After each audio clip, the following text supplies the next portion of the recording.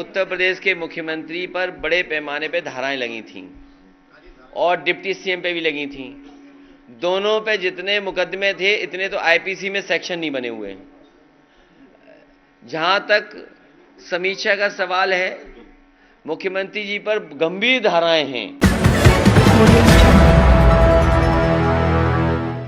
पहले चरण का चुनाव किसानों का चुनाव होने जा रहा है। ये इलाका वो है जहां किसान जागरूक भी है, किसान समझदार भी है और किसानों के लिए जिन्होंने सबसे पहले एक रास्ता दिखाने का काम किया, उनको आर्थिक रूप से मजबूत करने का काम किया, मैं चौधरी चरण सिंह जी को याद करता हूं। उनका लगातार अपने जीवन में जो प्रयास रहा, उनका लगातार जो संघर्ष रहा, उससे आज किसान जागरूक है। जहां चुनाव होने जा रहा है, ये भाईचारा बनाम भारतीय जनता पार्टी चुनाव है। ये चुनाव भाईचारा बनाम भारतीय जनता पार्टी चुनाव इसलिए मैं कहता हूं कि आज उत्तर प्रदेश के किसान, नौजवान, व्यापारी, हर वर्ग के लोग नेगेटिव पॉलिटिक्स को हटाना चाहते हैं। जो नकारात्मक सोच से राजनीति करना चाहते हैं, उन्हें हटाना चाहते हैं। और आपने पूरे उत्तर प्रदेश में देख लिया है, इतना आक्रोश और तिरस्कार किसी भी नेता का नहीं हुआ होगा जितना भारतीय जनता पार्टी के विधायक और उनके लोगों का हो रहा है। जहां जहां से आप जानकारी करेंगे, वहां खबरें आ रही हैं कि भारतीय जनता पार्टी के नेता जिन गांवों में जा रहे हैं, वहां जनता आक्रोश में है और कई जगह इनके विधायक, इनके नेताओं को तिरस्कार का सामना करना पड़ रहा है। कल ही देश का बजट आया, कहते हैं अमृत काल का बजट है, अमृत बजट है। तो पिछले जितने भी बजट थे वो क्या जहर थे? ये भारतीय जनता पार्टी के लोग सोचते हैं कि हम शब्दों के खिलवाड़ से लोगों को भ्रमित कर सकते हैं। अमृत काल का बजट, अमृत बजट कहना, पिछले जो भी बजट थे वो जहर समान थे क्या? और अगर हम सही मायने में देखें तो भारतीय जनता पार्टी भी देखिए क्या है, गरीबों के लिए हीरे सस्ते किए हैं, चप्पल जूते सस्ते किए हैं। कितने गरीब को लाभ होगा हीरा अगर सस्ता हो जाएगा तो? जूते चप्पल सस्ते किए। और सच तो यह है कि रोजगार को लेकर के और अपनी परेशानी को लेकर के लोगों के जूते घिस गए हैं। एक भी परेशानी का ये निराकरण नहीं कर पाए हैं। इसलिए जहां Bharatiya Janata party negative politics कर रही, नकारात्मक राजनीति कर रही है, गठबंधन भाईचारा को लेकर के आगे बढ़ेगा। मुझे खुशी है कि शामली में भाईचारा का स्तंभ बनेगा। तीनों के तीनों प्रत्याशी गठबंधन के ऐतिहासिक जीत करके जाएंगे। हम भरोसा दिलाना चाहते हैं जनता को, जो समाजवादी पार्टी और गठबंधन ने वादे किए उन वादों को पूरा करेंगे। सबसे बड़ा यहाँ के कर्मचारियों की मांग हमेशा रही कि ओल्ड पेंशन बहाल हो। मैं अपने कर्मचारी संगठनों को और कर्मचारियों को भरोसा दिलाता हूँ कि पुरानी पेंशन बहाल होगी। वहीं घरेलू बिजली के लिए 300 यूनिट और सिंचाई पहले की तरह किसानों को मुफ्त होगी। ये सरकार ऐसी है जो खाद नहीं दे पाई, अभी भी चीनी मिलों का भुगतान नहीं कर पाई। और जहां पर बिजली उत्पादन बढ़ाना चाहिए था, भारतीय जनता पार्टी ने केवल बिजली महंगी की है। जिसके पास भी बिजली का बिल आता होगा उसे जरूर बिल देख करके करंट लगता होगा। हम दोनों लोग, गठबंधन के लोग, एक उम्मीद के साथ जनता के बीच में आए हैं। उम्मीद और डर का चुनाव भी है। भारतीय जनता पार्टी के लोग डरा करके चुनाव लड़ना चाहते हैं। मैं आने वाले समय में भरोसा दिलाता हूं कि जिस तरीके से 100 नंबर जो अब 112 हो गई है, पहले तय था कि हर 8 किलोमीटर पे एक गाड़ी होगी या 12 किलोमीटर के बीच में गाड़ी होगी। अगर कानून व्यवस्था को और ठोस कानून व्यवस्था मजबूत करने के लिए अगर गाड़ियों को बढ़ाना भी पड़ेगा और फोर्स को बढ़ाना पड़ेगा, तो समाजवादी सरकार में फोर्स बढ़ेगी। अभी तो पुलिस को जो इंतजाम किया था कि 15 मिनट में पहुंच जाए, 20 मिनट में पहुंच जाए, लेकिन जब गाड़ियां दुगनी हो जाएंगी तो मैं समझता हूं पुलिस का रिस्पांस सिस्टम जो बनाया था समाजवादियों ने, वो कम समय में मदद के लिए पहुंच जाएगा और जो भी कानून व्यवस्था के साथ खिलवाड़ करेगा उसके ऊपर सख्त से सख्त कार्रवाई होगी। मैं ये भरोसा दिलाता हूं। इन्हीं शब्दों के साथ मैं एक बार फिर शामली की जनता से और आसपास के हमारे जितने भी पहले चरण के चुनाव हैं, मैं अपील करता हूं अपने प्रेस के साथियों के माध्यम से कि एक एक प्रत्याशी को जिताने का काम करें। लगातार हम लोग जा करके अपील कर रहे हैं कि जिताएं। यहां के इस गठबंधन और समाजवादी पार्टी के जो प्रत्याशी हैं प्रसन्न चौधरी जी, मैं उनके समर्थन में आपसे अपील करता हूं उनकी मदद करें। दूसरे प्रत्याशी अशरफ अली हैं, मैं उनके लिए भी सहयोग चाहता हूं, समर्थन चाहता हूं। तीसरे नाहिद की और समाजवादी पार्टी की इकरा हसन बैठी हैं, मैं समाजवादी पार्टी के प्रत्याशी उनके समर्थन में भी और उनके सहयोग में भी आप सबसे अपील करता हूं कि ऐतिहासिक वोट देकर के ऐतिहासिक जीत दिलाने का काम करें।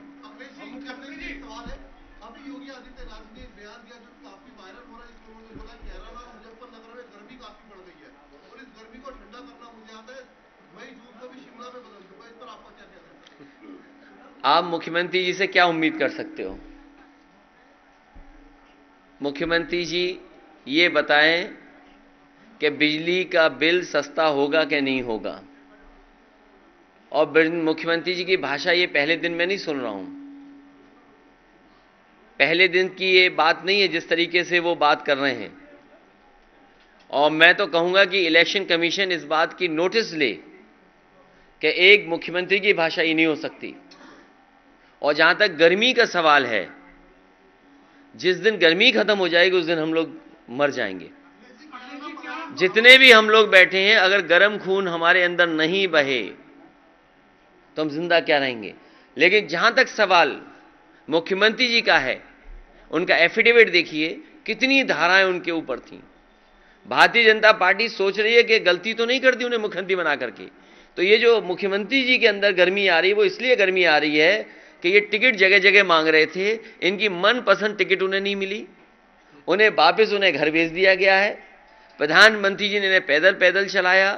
जो पैदल पैदल चल रहे हैं और बेदल हैं, कभी मुख्यमंत्री से पूछेगा उनका दल कौन सा है, क्या वो भारतीय जनता पार्टी के सदस्य हैं? और भारतीय जनता पार्टी ने तय किया है कि जिस तरीके से इन्हें पैदल पैदल चलाया, आने वाले समय में इनको कुछ मिलने वाला नहीं है, इसलिए इनकी भाषा बदल गई है। और जब से गठबंधन के लोग और गठबंधन के लोगों को समर्थन मिला है, इनके चेहरे पर तोते उड़ गए।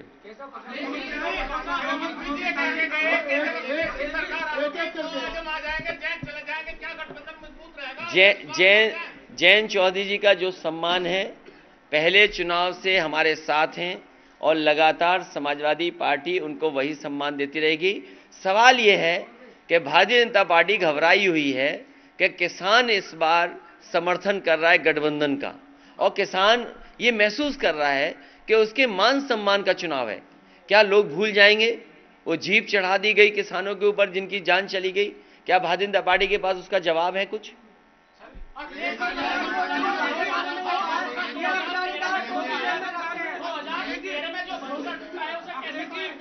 इसीलिए मैंने कहा ये चुनाव भाईचारा बनाम भारतीय जनता पार्टी है। भारतीय जनता पार्टी की नकारात्मक राजनीति है, उनके हर भाषण में नकारात्मक देखोगे आप। लेकिन इस गठबंधन के साथ उम्मीद है कि किसानों की सिंचाई माफ होगी, हमारे कर्मचारियों को पुरानी पेंशन बहाल होगी और बिजली घरेलू माफ होगी, किसानों का 15 दिन में भुगतान होगा। मुझे याद है जिस समय संकट था, पेमेंट नहीं हो पा रहा था, बजट से पैसा दिया गया था, 2000 करोड़ रुपया किसानों को बांटा गया था। आने वाले समय में तय किया है कि चाहे फार्मर्स कॉर्पस फंड बनाना पड़े, फार्मर्स के लिए कहीं से फंड अलग से रखा जाए जिससे कि किसानों को धरना न देना पड़े, ये व्यवस्था लाने का काम समाजवादी लोग करेंगे।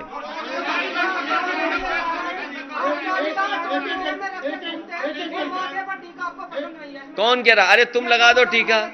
कौन कह रहा है? मैं तो कहूंगा केशव प्रसाद जी आए, हमें जीत का टीका लगा दें आके।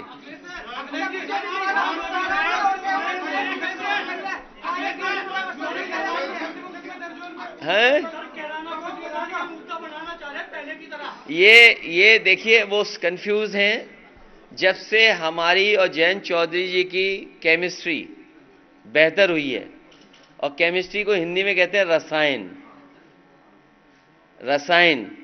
और जो लोग पलायन की बात कर रहे हैं, उनका राजनीतिक पलायन उत्तर प्रदेश से होने जा रहा है। ये भाईचारा का चुनाव होने जा रहा है।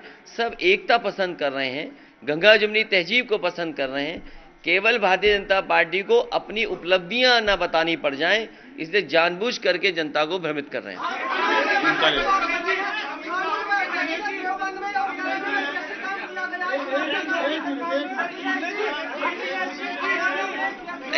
इनका सवाल फिर मैं आपका ले पूछिए।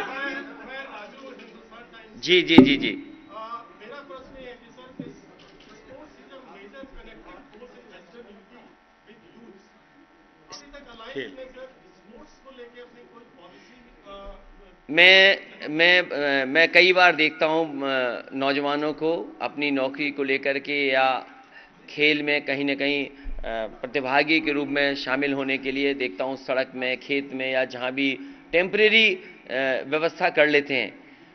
मैं सभी खिलाड़ियों को भरोसा दिलाता हूं, जिस समय नेताजी ने शुरू किया था यश भारती सम्मान और लगातार खिलाड़ियों को दे रहे थे, उनका भोजन, पौष्टिक आहार बढ़ाना, स्पोर्ट्स फैसिलिटीज़ को, स्पोर्ट्स इंफ्रास्ट्रक्चर के लिए मैं ये भरोसा दिला सकता हूं कि वेस्टर्न यूपी में बड़े पैमाने पर लोग जाते हैं खेल में और खेल में रुचि रखते हैं। आने वाले समय में अगर हमें ब्लॉक स्तर से नीचे भी जाना पड़ा दौड़ने के लिए और सुविधाएं देने के लिए, स्पोर्ट्स इंफ्रास्ट्रक्चर बनाने के लिए, तो समाजवादी पार्टी विचार करेगी। मैं आपको उदाहरण दे सकता हूं, बागपत में सुखिंदर तोमर अर्जुन अवॉर्डी प्लेयर थे। एक बार उन्होंने कहा कि उनके गांव में बहुत से बड़े खिलाड़ी हैं, वो चाहते हैं कि एक स्टेडियम बन जाए। उसी समय सरकार ने फैसला लिया, आप पता करिए, वहाँ पर स्पोर्ट्स को लेकर के और खासकर कुश्ती को लेकर के एक अच्छा इंफ्रास्ट्रक्चर तैयार कर दिया है। आने वाले समय में वेस्टर्न यूपी में स्पोर्ट्स इंफ्रास्ट्रक्चर के लिए अच्छा काम होगा और प्रायोरिटी पे काम करके समाजवादी पार्टी दिखाएगी।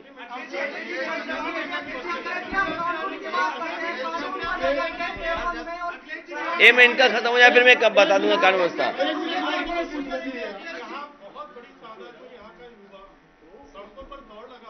जिसमें दुर्घटना में कभी होती है, उसके साथ उसके घुटनों में भी प्रॉब्लम आती है सड़कों पर दौड़ने में।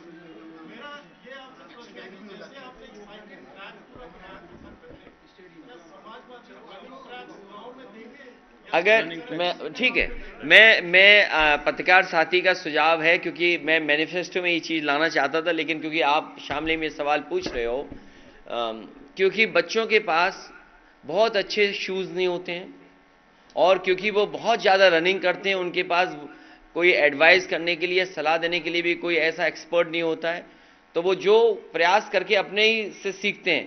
मैं भरोसा दिला सकता हूं कि गांव स्तर पे भी अगर हमें रनिंग ट्रैक देना पड़ा, लेकिन उसमें ज़मीन की थोड़ा सा मदद, सहयोग अगर ग्राम वाले करेंगे तो बहुत ज़्यादा पैसा खर्च नहीं होगा।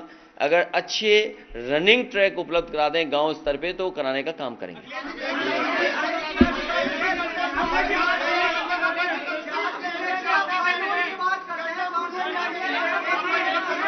अरे ऐसे तो किसी का सवाल नहीं सुन पाएंगे।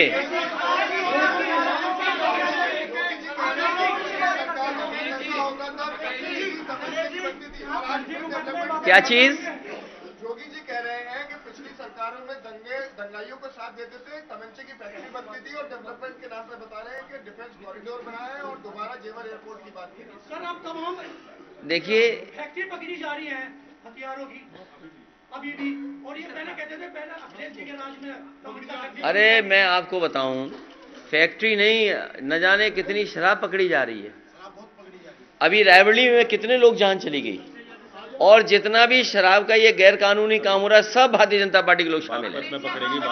सब भारतीय जनता पार्टी के लोग शामिल हैं। और आप पत्रकार साथियों सब जानते होंगे कौन कौन इसमें शामिल है।